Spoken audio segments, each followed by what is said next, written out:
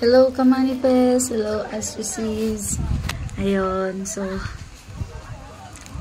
ang purpose ng video na to is i-explain kung ano ang gamit ng kada variant ng Cosmic Magic Lip. So, ayan, pasensya na kasi magulo yung buhok. Ay, medyo mahangin dito sa lugar namin. Charat, lugar namin, Deshi. So, una is rose quartz. So, rose quartz is, kaya nga, diba, hindi siya ordinary lip tint kasi may karga siya. Niritualan siya at saka inalchemize po ni Miss Camille Antoinette M or ni Miss C.A. or ni Mother Star. Ayan. So, si rose quartz ay, ang gagawin niya is ipupul ka into love frequency from your frequency. Kaya nangyayari yung ascension at saka yung purging. Such as yung sakit ng ulo or palagi na lang talagang masakit. Kung it means kung meron ng palagi talaga or hindi siya nawawala, possible you can magpa-check up ka na kasi maybe there's something dun sa specific na area na yun. Pag hindi talaga nawawala yun. So, moving forward sa So, ang gagawin ni rose quartz is isa to sa mga pinaka nakatulong sa akin kasi sobrang ipupurge niya yung part na need mong mag-heal sa sarili mo deep inside you. So, kung ano yung mga emotions na hindi mo napalabas, mga emotions na kailangan kang pigain sa part na yun para malabas mo, ma-release mo, iiyak mo para in time, pag naubos na yun, makakamit na yung love frequency na dapat ay para sa sarili mo, which is self-love. Ayun. So, more likely, ayan po ang pinakamalakas na frequency dito sa Earth. So, kaya nga, lagi kong sinasabi na let's grow in more love frequency. Ayun. Kasi pag once na mahal mo yung sarili mo, gagawin mo lahat para dun. Parang walang part na magiging tama at mali sa paningin mo. You just need to understand and grow with your wisdom, accept yourself, and ayun, yung mga bagay na kailangan mong tanggapin deep within you is unti-unti mong matatanggapin along the way. So, si rose quartz ay manabili ng mga benefits. Ang sekreto lang talaga doon is kailangan mo talagang i-activate, i-cleanse, at saka gamitin palagi. I-apply palagi. Ganun. Pasensya na. Ayan. So, ganun po si rose quartz. Now, moving to aventurine. So, aventurine is ayan, all about unblocking your energies or your chakras. So, ayun yung effect ni aventurine. Kung ano man yung nakablock sa'yo within your 7 chakras, yun yung purpose niya. Yung mga opportunities na hindi pa dumating sa'yo, na matagal mo nang pinag-pray, matagal mo nang hiningi, matagal mo nang inasam-asam na mabigay sa'yo,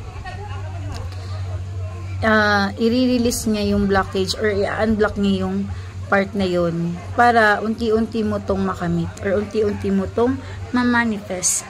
Actually, meron talagang pinaka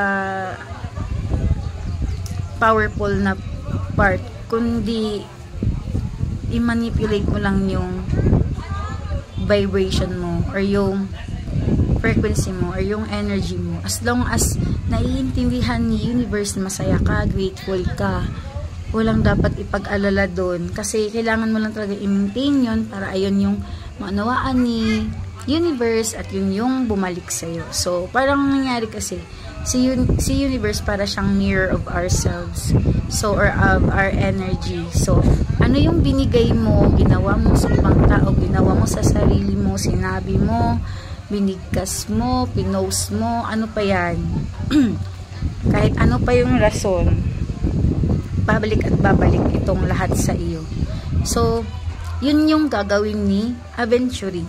So, i-unblock yung kailangang i-unblock. Magaling din to siya in terms of nag-take ka ng mga exams, lalo na kung board exams. Kasi, isa to sa mga parang na-unblock ni Aventuring.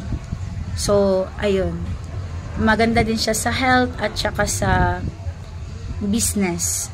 So, kung ito man ang suit para sa'yo, idalhin mo. At may nakita akong lechon, guys. Ayun. Tadang! May lechon! Sana all. Nadala tayo ng lechon. Next is citrine. So, sa mga taong mahilig magnegosyo, sa mga taong papasok ng negosyo, or nagtatrabaho, or may mga kahit konting mga financial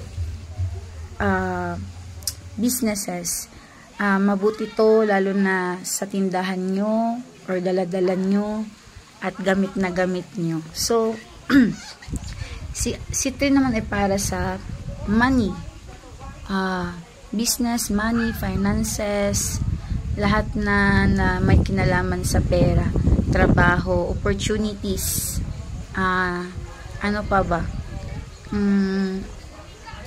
Confidence, ayan. So, ito yung mga ito yung isa sa mga ina-attract ni citrine, yung abundance, lalo na yung abundance sa self.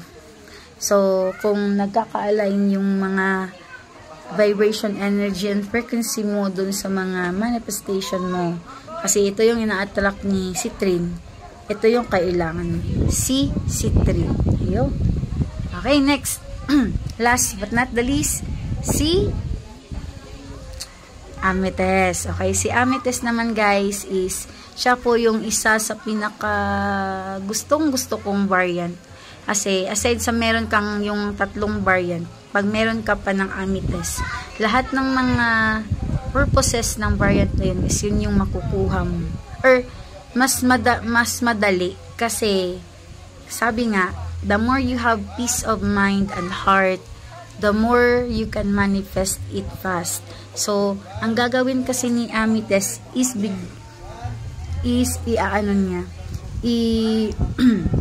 parang papakalmahin ka niya to the point na you have your peace of mind and peace of heart. Ganun po siya. Maganda din po ito sa healing and all. So far, ang lakas nitong mga cosmic magic lip tint na to, wala akong masabi for 3 years of using it. All I can say is thank you po sa nagawa.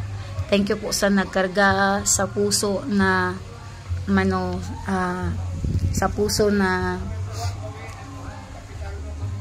willing tumulong. So, sa walang walang pakeme-keme na pa-wow effect, yun po yung mga karanasan ko. Ang daming nangyari within 3 years of using it.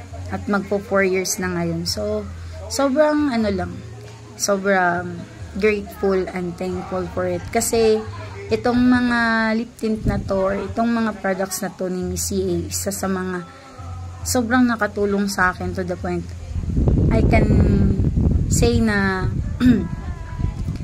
gusto ko rin tumulong sa iba. So, that's why we are here. At nagkita kami ng mga clients ko na naging friends ko na rin. So, lagi lang natin tandaan, maging fair lang tayo, gumawa tayo ng tama. Piliin natin yung maging malinis yung konsensya natin, guys. Kasi, the more na malinis yung konsensya mo, the more ka magaan. The more you can accept yourself and the more you can, ang tawag dun, you can embrace freedom. Isa yun sa mga gusto ng ating souls. Ang ating soul or energy is nasa loob ng katawan na to. So, we are here in this kind of body. But this body limit our power and yung kakayahan natin. So, that's why may mga panahon na ayan, gustong-gustong lumabas ng soul na yan sa katawan na to. At nangyayari yan tuwing natutulog ka. So, if ever man you're into spirituality and astrology and whatsoever, kung alam mo na yung mga bagay-bagay na yan, you can really understand. Thank you so much, Ma.